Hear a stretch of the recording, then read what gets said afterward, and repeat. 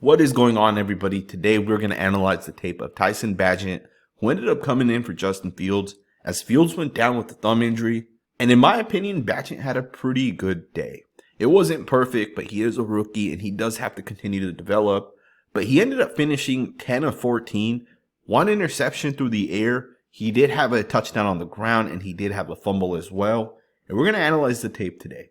From the moment he got into the game, we're going to break down the O-line, the quarterback, the play calling, and those type of things. I'm very fired up to get into it. One of the things that I think is very important, especially for a young quarterback, is to get him these free, cheap yards. Get these guys into motion and give him the stick out option. It's a quick way to ultimately pick up some cheap yards. You get a flat as well as a hitch. And just like that, very first play, you're going to pick up 5 yards. This is what the Bears have to do, especially coming up against a Raiders team that really tries to limit big plays. And we're going to talk about it. I'm very fired up for it. Let's get right into it. Now, when it came to the ground game, in my opinion, the Bears weren't terrible here against the Vikings. They did a pretty good job at different moments within the game. Obviously, there were a lot of plays that there was just a guy here or there that ultimately made the mistake.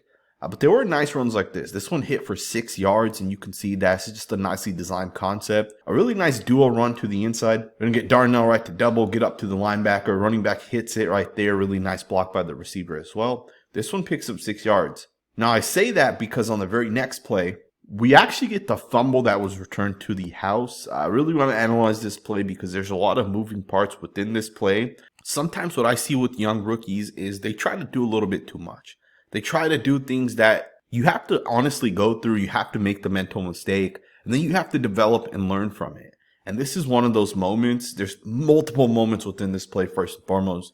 Let's just break it down. We'll start it off from the end zone angle here because I think it's very, very important that you see it right away. Cody White here has to get better at snapping. He has to get better as a center, just generally speaking, because it's not working right now. You're going to see right away the ball's way out to the right. At the same time, for whatever reason, you're going to see that the defensive tackle here, number 97, is going to go unblocked. I'm not exactly sure why this was called the way it was called, and then ultimately it looks like the left side and right side are not on the same page. And what I mean by that is the left side here is going to slide over here to the left. Tevin Jenkins expects the center over here to slide and fill over here and ultimately pick up number 97. Now, if that is the correct call, that it is a slide to the left, that means the right guard should take the guy over Cody White here, and then the left tackle would be responsible for the defensive lineman. And then that means the running back would most likely take the defensive end here, unless one of these other guys here is tasked with that, in which the running back would step up for the linebacker. Now, in this play, you can see that the left guard, left tackle are going to get out and go to their left. The center and right guard end up taking the one technique there, and ultimately the defensive tackle goes free. Now, with this, the quarterback does do a really nice job avoiding that defensive tackle. And what's interesting about this play is if you guys look at the running back is actually coming out here first to possibly pick up the defensive end. So this play is just a mess all around. The protection call is clearly not called correctly. You got a free guy coming at the quarterback. The quarterback does a good job avoiding that. And then you get the left tackle here who ends up just falling on the ground. I'm not sure exactly what happens, but I could not be more ready for Braxton Jones to come back and for Larry Borom be back on the bench. I'm not even sure what the hell happened. It seems like he just loses his footing. But what's interesting about this play is you have a wide receiver right here basically running free. And there is nowhere near this wide receiver. And the quarterback sees that and he tries to get the ball out and it just doesn't work.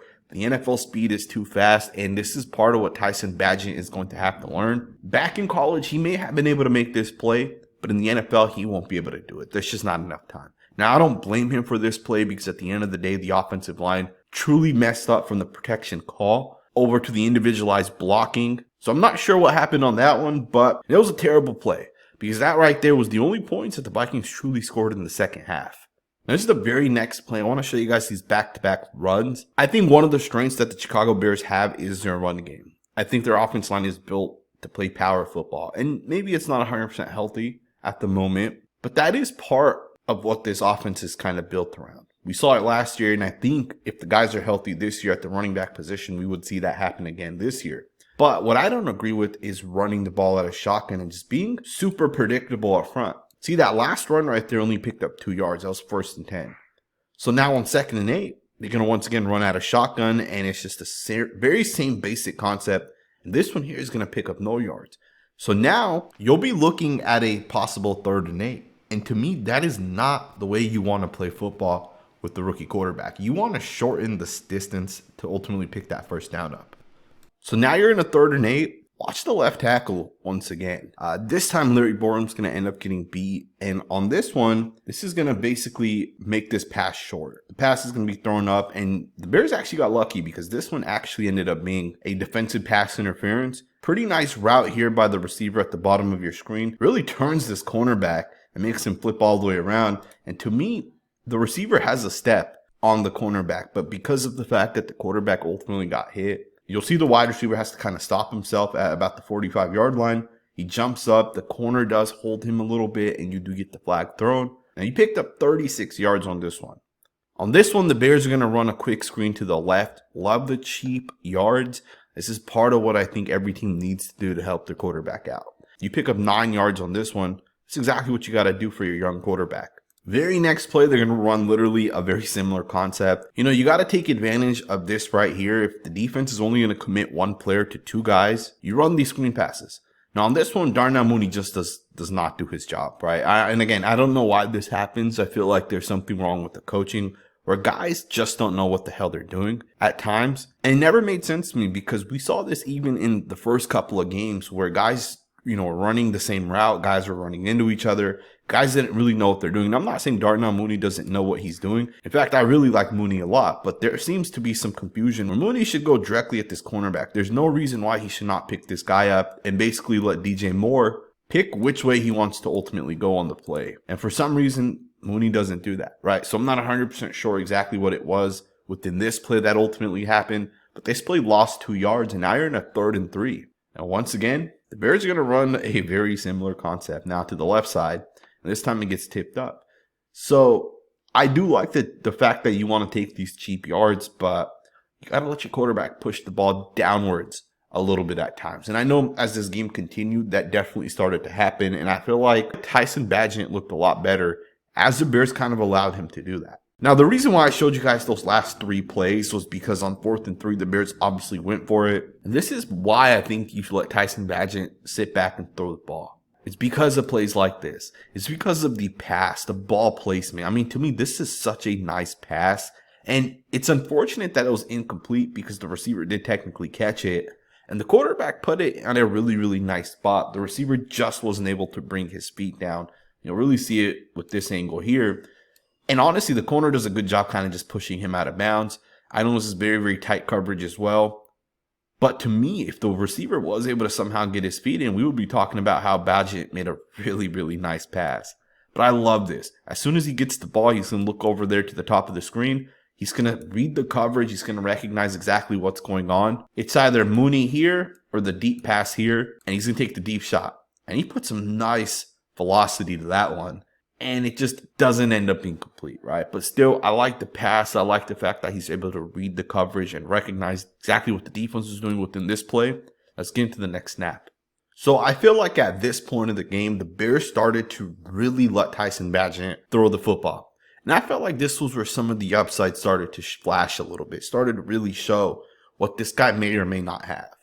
Now, this play isn't necessarily that, but this was 3rd and 12, and I felt like the 2 previous plays were 2 bad runs once again by the Bears. They were both shotgun runs, although one was to Jones. That one lost 2 yards. But on this one here, the quarterback's going to stare down his target.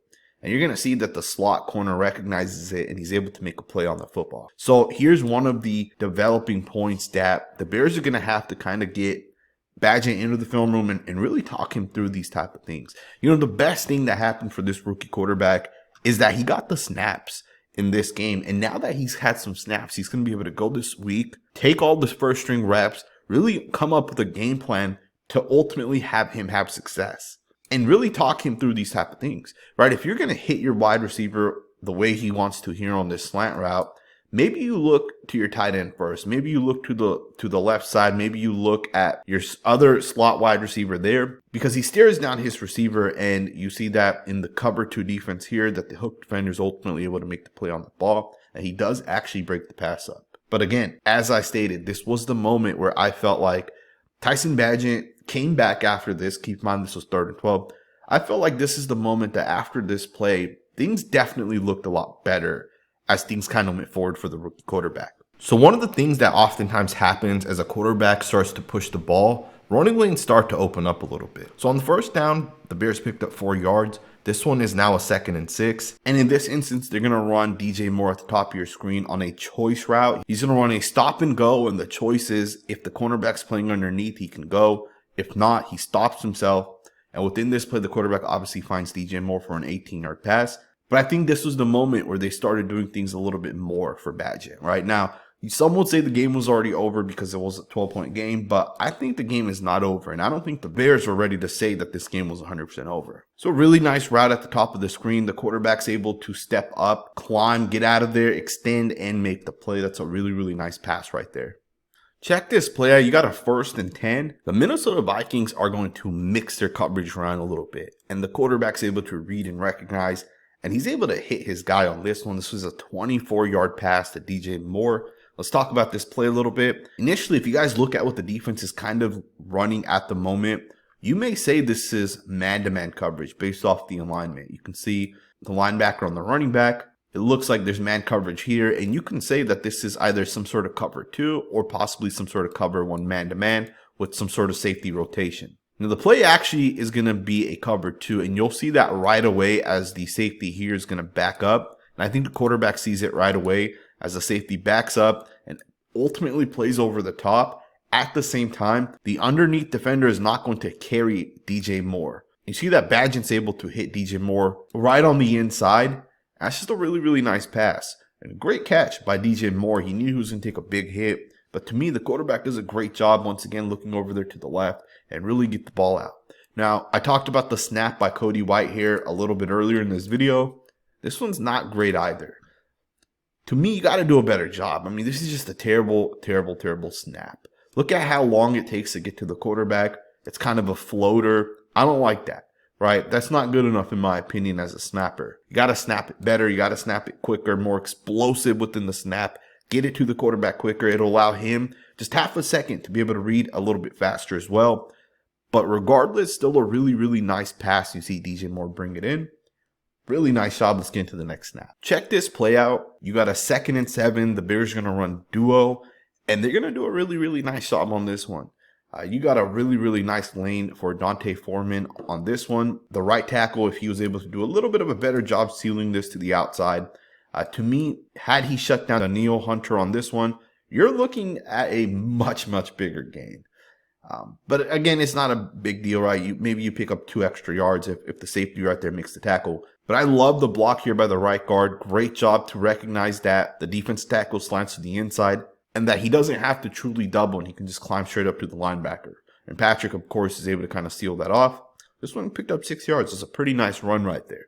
And I love the fact that you're able to have success on that running play because as a quarterback, you want to be ahead of the change, especially as a young quarterback. I think it's such a massive part about having success. Here's another really nice play as well. This is a really nice concept here by the Bears. They're going to attack the upper portion of the field on this one on what is a flood concept over there to the right. You're going to play action here, get the running back, bootleg the quarterback. You have a read at the top here as well as the receiver coming across, really to create the different levels within the defense. And ultimately, they do bring a blitz so the quarterback gets the ball out. So that's a nice job by the quarterback to be able to quickly recognize and read the blitz coming off the right side there. So great heads-up awareness. 3rd and 1 on this one. So this was a massive moment within the game. Pick up the 1st down. Let's get into the next snap. So as a rookie quarterback, one of the things you can expect is a lot of guys on the line of scrimmage, a lot of guys coming, a lot of guys dropping off, and expect the Raiders to do this as this next game comes up as well. But on this one, Tyson does a really nice job being able to read it and get the ball out. He does take another pretty big hit. But this one picked up 11 yards. Just a great job being able to read and recognize on that one. Check this play out. You got a power run over here to the left with the right guard pulling. Ultimately, the play's not going to work to that side because number 11 is going to get blown up. Mooney has to do a better job on this one. But the running back does a good job being able to cut it back over here to the right. And on this one, he's going to end up picking up 8 yards. So this is a great job here by Foreman to be able to recognize, hit that lane right there, and he picks up a really, really nice amount of yards. And then, of course, the rookie gets his first touchdown on the quarterback sneak. So this is a really, really good job. Love the concept. You know, at this point, we've seen a lot of different quarterback sneaks. You got the tush push that everybody talks about with the Eagles. But I think the most important part of this is really that push that you're going to get. Either it's the running backs, the fullbacks, or in this case, it's Cole Kmet. Really nice job just pushing the quarterback through. That one worked right there, and that's the rookie's first touchdown. Let's go ahead and get into a couple more snaps here. So after that last touchdown, the score is now 13-18, and there's 6 minutes left at this point. The Bears could win this game right here. They could have absolutely beat the Minnesota Vikings on this one. Now, we're going to look at the final drive here. We're going to analyze some of the clips. Really nice first play to start the drive. You're going to get 6 yards on this one. Foreman does a really nice job seeing it. The Bears are going to run it again on 2nd and 4, not pick up any yards. 3rd and 4, once again, they're going to run it. This time, they're going to pick up 6 yards. Now, they ran the football understanding that they were going to go for this regardless. Really nice job, in my opinion, here by the center. Patrick is going to really double team here with Carter. Great job double teaming. Really stopping this slanting defensive lineman there. And he's going to climb up to the next level. He's not able to 100% get there, but still pretty nice job with the double team initially. The left guard here, Tevin Jenkins, does a pretty good job as well. But he really needs to stick to the block because I believe it's his guy that ultimately stops Foreman. And had that guy not made the play, you're looking at, a possible 10, 15, 20-yard run here. So the very next play after that Foreman run, you got a 1st and 10. To me, this is what the rookie's going to have to develop. This is a very nice clean pocket. And he's going to run out of there, right? He's going to want to get out of the clean pocket. And he's going to kind of throw it up there. And he does get lucky on this one that it is a catch. The worst case scenario would have been that it's just an incompletion. I think he probably knew that. But he needs to stick in the pocket on this one. There's no reason to roll out of there, right? There's no reason to start backpedaling on this one. Stay in the pocket, make your reads. If no one's there, check it off. You have your tight end leaking out at the end of this play, and this is part of what Bagent's going to have to develop, right? There was no point of getting out of there. These are the moments that holds actually get called. Darnell Wright obviously just pushes Hunter backwards, but he could have easily gotten called for a hold, right? He obviously lets go. But to me, just stand in the pocket, right? And take your check down. If it's downfield, it's not there. Take the check down. All right, check down's right there in front of you. Take the check down. Not a big deal, but this will be part of the development for Bagent. Of course, great job here by the wide receiver to run back and catch it. Let's get into the next snap. An absolute beautiful block here by the right guard is going to crush that defensive tackle. And Foreman's going to pick up on this one 10 yards. So really, really nice, powerful run. On this one, you got a 3rd and 3. The quarterback's going to do a really nice job. Really gets the ball out quickly and is able to hit the wide receiver on this one. This is a cover 0. And these are the moments that, as a quarterback, you really have to make the decision. You really have to have the feel for it. Do you feel pressured that you want to quickly get the ball out? Or do you want to wait and possibly push the ball downfield? And in this one, I'm not sure if he would have had the opportunity with Mooney. I think he made the right decision to get the ball out quickly and ultimately complete the pass. Right, 3rd and 3, you want to keep the chains going. You want to try to continue the drive. There's plenty of time left on the clock. And here's the final play. You got a 1st and 10 right before the 2-minute warning. And the game is going to end in arguably the worst possible way. You have to be able to protect your quarterback. This is the moment when you recognize that having Braxton Jones as opposed to Larry Borom would make such a big difference for the Bears. You guys can see this one. The left tackle is going to end up getting beat. And I like the pass. I like the opportunity that you're going to throw it up to DJ Moore. If the defense is going to come out, they're going to come out in a cover 0. They're going to show you that look once again. Get the ball out to your best player. I have no issue with that, right? But the fact that he ends up getting hit and the ball's way short, to me, that sucks because the Bears had the potential to win this drive. And the Bears as an overall team is not a bad team, right? They have some missing pieces. They have some coaching questionable moments. Maybe they need a new center. You see this one once again. The ball's going to be snapped super high. Once again, this one's Patrick. There's moments, right, where you look at this team and say they just need a piece here or a piece there. And they're definitely building correctly. I know some people have mentioned it's time to fire Ryan Poles. He's maybe not that good. But I totally disagree with that. I don't think people even recognize this yet. But the fact that Ryan Poles decided that they wanted to trade the 1st overall pick to a team like the Panthers that was in a clear tank mode, as opposed to trading that pick to the Raiders or the Texans or one of these other teams that possibly wanted that pick. They ensured that by having the Panthers pick next year, a team that not only is rebuilding, but they're going to draft the rookie quarterback. Ryan Poles thought this through. that we'll have possibly the number 1 overall pick once again next year. And the value of Caleb Williams is through the roof. Now, I don't know if the Bears can take Caleb Williams and give up on Justin Fields. I like Justin Fields. I think having a rookie in Bagent is also, interesting as they kind of go forward. But I also understand why you'd possibly want to restart with Caleb Williams. I'm not 100% sure what the Bears should do. I would roll forward with Justin Fields because that pick that the Panthers are ultimately going to have, the first overall pick that the Bears hold, that's massive. You can arguably go out and get a top 5 defensive end from one of these other teams. You can also get 2 first-round picks just on top of that. Like Caleb Williams may be worth 4 or 5 first-round picks himself when you factor in what that player might be worth. I hope you guys enjoyed this video. We will be covering the Bears for the rest of the season. Even if they only have 1 or 2 wins, they have 10 losses. We'll be here covering the team. I hope you guys enjoyed this video. If you did, consider subscribing, and I'll see you guys next time with another video.